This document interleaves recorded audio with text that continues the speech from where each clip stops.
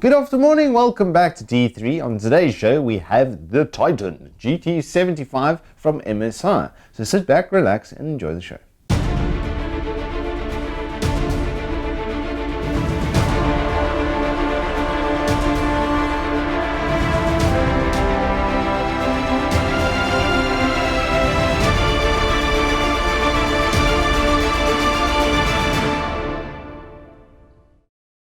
Okay, so GT75 Titan. It's Titan by name and very Titan by nature.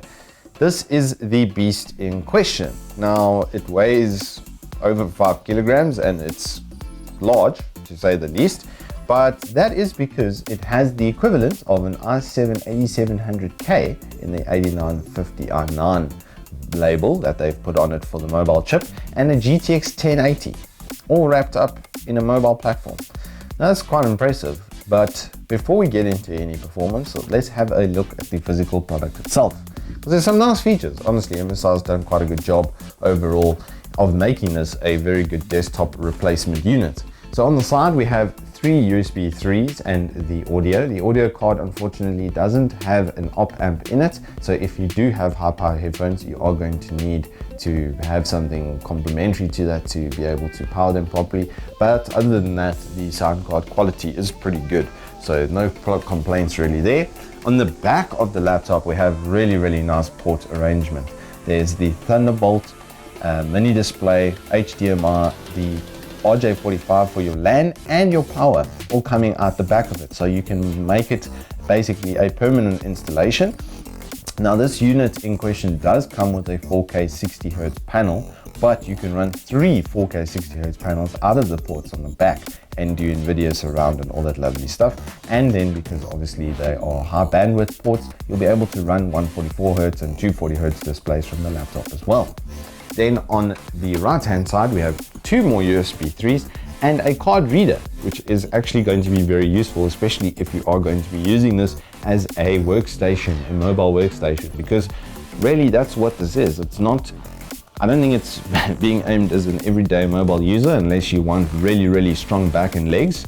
Then yeah, you're not going to be carrying this around with you all day every day. Opening up the notebook, we see a really nice mechanical keyboard from SteelSeries. These are blue switches, so they do have tactile feedback coming in and out. You will hear 2 clicks, 1 for down and 1 for back out.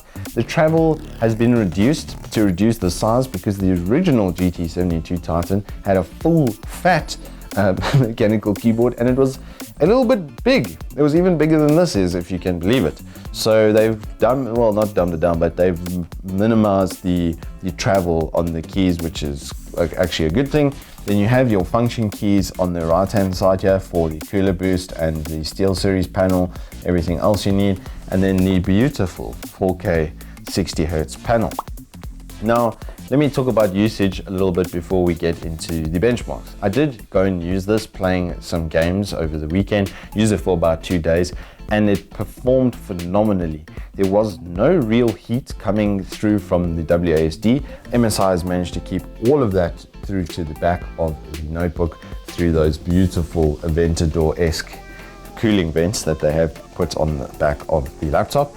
The monitor's color functionality and color correction functionality is really good. Most of the time when you're playing games or you're gaming quite seriously, you want to increase your digital vibrance because it makes objects stand out a lot more, and they actually have a setting for that in the Dragon Center software. There's also not a lot of bloatware, which is really good.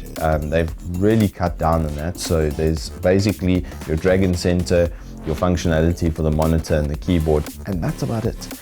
A couple of little bits and pieces for turning stuff on and off, like your Wi-Fi and that kind of stuff, but there's nothing that was superfluous, that wasn't actually needed within the laptop. This specific spec that we have is a 32 gig RAM, dual M.2 setup with that 8950HK, so the performance, as I said, is quite blistering, I must say. One thing I found perhaps not needed overall though was the cooler boost. Because cooler boost comes on very strongly to try and keep that processor temperature down so that you can get all of the boost out of it, it makes a heck of a noise. And I actually found that it didn't create enough performance to justify that unless you're sitting with a render. Then you're going to get about 10% to 15% extra out of it. But for gaming, the normal turbo mode with the auto fan worked pretty well and didn't create too much noise. It was an ambient hum, but I couldn't hear it once I put my headphones on, so no problems there. But without further ado, let's go and get into some benchmarks and see what I'm talking about.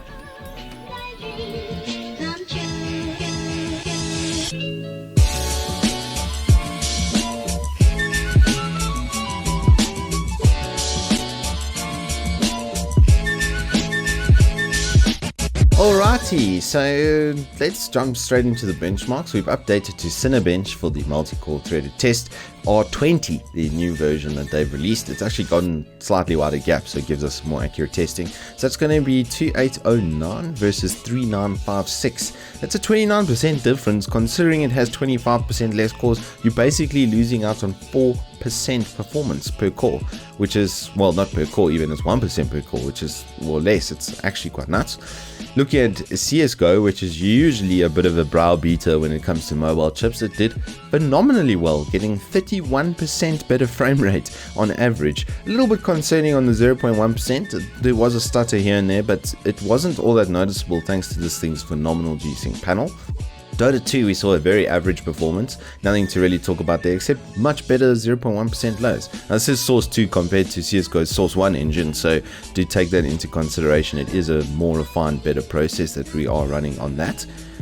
Overwatch on Epic, more than playable at 129 FPS, so this could be used as a tournament ready kind of spec. You'd have to dumb down a couple of settings to get to your full 144 for your high refresh rate panel, but not a lot. I mean, it's already doing such a good job over there.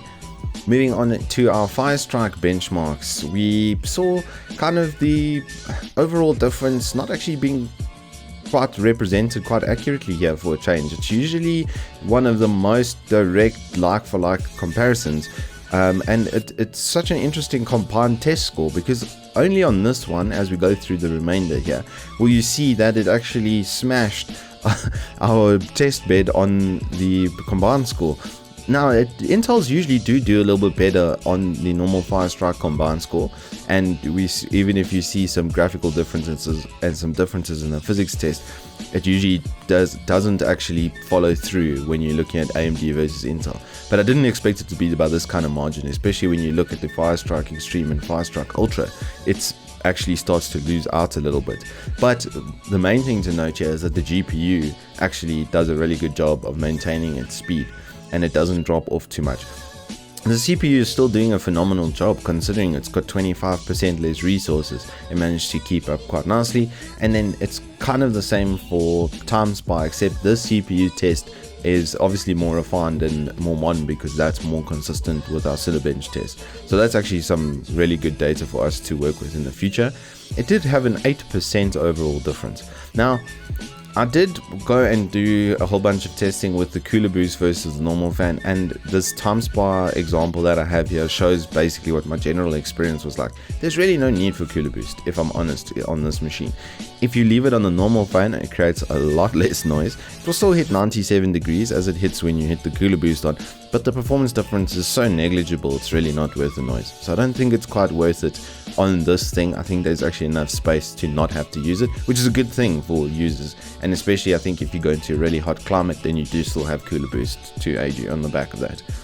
I did some 4K testing just for some comparatives. The Dota one is extremely interesting. Overwatch being playable in 62 FPS, and it was actually quite good, especially with this G-Sync panel. It was perfect. But so overall, it's about a 34% difference just looking at those three benchmarks. But you could say it's between a 45 to 50% difference in general. Except for Dota. I don't know what's going on with Dota 2. Valve, please fix. But anyway, without further ado, let's head back to the studio. And there we have the GT75 Titan by name and Titanic in performance. The only major drawback I have with the performance is that the Intel chip goes as hot as it does. It does still run and do its job. I just wish that they could make it more thermal efficient. Obviously, it's a first generation of this kind of product, and they basically put an i7 8700K in a laptop, which is nuts. So yeah, they did a good job there. The GTX 1080 did its job perfectly, as you can see from the gaming benchmarks, so no problems there. I do not see it being your everyday kind of laptop that you're going to run around with. It is 100% a workstation or desktop replacement, and it does its job. It's not just saying that and pretending to be that, it is that. So a really good job from MSI. Thank you all so much for watching. We do hope to see you in the next one. Hit us up with a like and subscribe, why don't you?